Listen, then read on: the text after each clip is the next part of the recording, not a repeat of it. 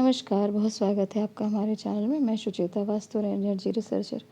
आज हमारा विषय बहुत महत्वपूर्ण है। आज हम चर्चा करेंगे भारत के गौरव, भारत के चिन्हों को पुनर्स्थापित करने का परिणाम किस प्रकार से हमारे जीवन में पड़ने जा रहा है, किस प्रकार से ये हमें गौरवान्वित और भारत को पुनः विश्व गुरु के पद को स्थापित करने की जो हम स्थिति में आगे बढ़ चुके हैं, उस पर आज आपको थोड़ी सी जानकारी देने का प्रयास है। और हम जानते भी हैं, क्योंकि भारत के गौरव, भारत के चिन्ह, हमारे देवी देवता, हमारी दिव्य शक्तियाँ, हमारे पहचान हमारे लिए, क्योंकि हम जब भारत की बात करते हैं तो सीधे रूप में हम अध्यात्म से जुड़ते हैं, क्योंकि अब भारत की उन्नति, भारत के गौरव के पीछे आध्यात्मिक चेतना का मुख्य रूप से कारण आप देख सकते हैं। और अगर सबसे मुख्य रूप से बात करें तो उन चिन्हों को आपको देखना पड़ेगा किस प्रकार से भारत में इन्हें स्थापित कर कर आज की युवा जो जनरेशन, जो युवा पीढ़ी है, अपने जो आप असाधारण रूप से उनके अंदर एक चेतना का स्तर, उनके अंदर एक दिव्य अलौकिक शक्तियाँ जो आप देख सकते हैं किस प्रकार से लोगों में एक जो लॉजिक और एक तरीके से उनमें एक बड़े सुंदर परिवर्तन आप देख सकते हैं। क्योंकि लोग पहले ऐसे नहीं हैं कि आप कुछ भी बोलें और वो एक्सेप्ट कर लें, उसके पीछे उनका रिसर्च, छोटा बच्चा भी होगा तो अपनी बात को समझाने का या उसके जो रीज़न होंगे वो आपको असाधारण रूप से प्रभावित करेंगे।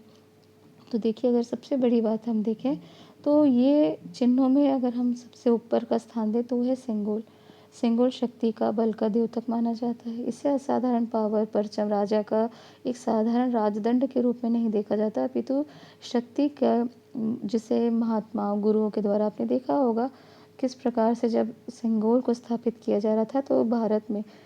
जो साधु संत महात्मा दक्षिण भारत से आके उसे मंत्रोच्चारित करके, प्राण प्रतिष्ठित करके उसे स्थापित करने का वहाँ पूरी एक तांत्रिक विधि प्रयोग, मतलब एक पूरी पवित्र विधि के द्वारा जो एक मंत्रोच्चारण शक्ति की जो साधना के साथ, शिव जी के मंत्रों के साथ उसे वहाँ स्थापित करने का कार्य किया जा रहा था। तो कहने का ये अर्थ है, ये असाधारण अलौकिक शक्तियों का द्योतक होता है, पुंज होता है। उसी प्रकार से मात्र सेंगोल नहीं, अनेक जो देवी देवताओं की प्रतिमा हमारे भारत देश से चुरा ली गई थी,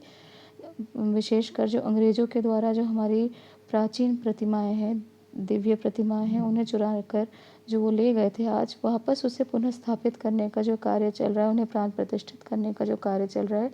वो भी भारत के लिए बहुत ही ज़्यादा एक चमत्कारी परिवर्तन लाने जा रहा है। और आप देखेंगे जहाँ जहाँ से इन प्रतिमाओं को प्राप्त करके स्थापित किए जाने का कार्य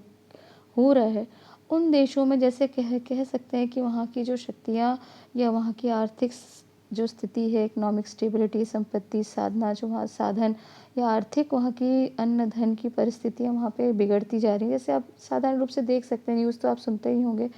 किस प्रकार से अमेरिका, इटली, जर्मनी, जहाँ पे ये जो चीज़ें स्थापित थी या उनके भले वहाँ पूजा पाठ नहीं किया जा रहा था, परंतु उनकी तो देख रेख हो रही थी। तो कहने का ये अर्थ है, जो यहाँ पुनः जैसे जागृति की स्थिति बन रही है, भारत की इकोनॉमिक स्टेबिलिटी, मैंने बताया कि ये वर्ष बहुत ज़्यादा परिवर्तनशील है, बहुत ज़्यादा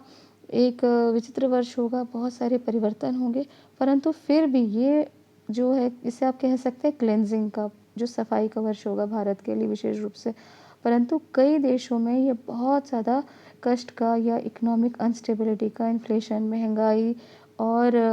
बेरोज़गारी, सिविल अनरेस्ट का यहाँ पे हमें कारण नज़र आता है। और उसके पीछे अगर आध्यात्मिक कारण देखें या उसके पीछे जो ऐसी चीज़ें देखें कि वहाँ से जो शक्ति के पुंज वहाँ पे हटाए जा रहे हैं और पुनः भारत में स्थापित जो की करने का भी एक छोटा-सा जो ये कार्य दिख रहा है, ये छोटा नहीं, अपितु बहुत ही ज़्यादा भव्य परिवर्तनशील समय होगा। भारत के लिए उन्नति कारक होगा और भारत को स्टेबिलिटी और विश्व गुरु की जो पदवी है उसे प्राप्त करने में आसानी होगा।